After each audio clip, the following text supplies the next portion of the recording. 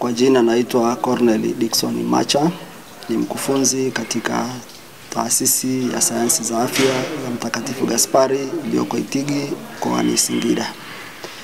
Masomo ninayofundisha katika taasisi ni somo la uongozi, somo la tiba na kuzuia kansa, pamoja na somo la magonjwa mchanganyiko, yani medical conditions.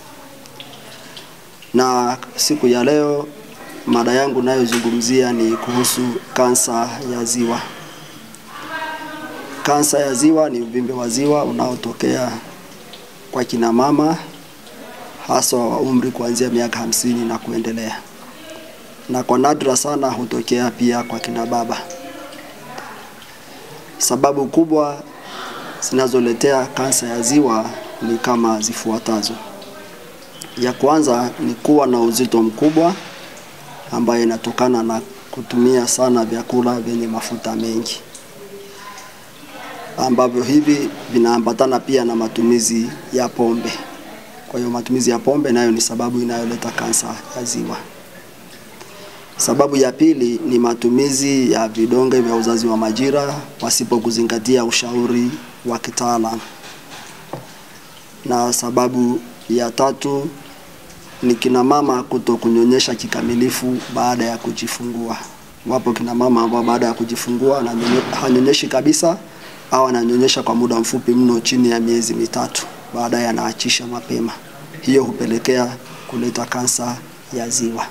Namna gani ya kuzuia kutokea kwa kansa ya ziwa? Mojawapo, kama nilivyoeleza kwenye visababishi, ni kupunguza matumizi ya vyakula vyenye mafuta mengi. Pili, kupunguza matumizi ya pombe. Kama ni pombe, basi inatakiwa kunywa kiasi na sio kunywa kupindukia.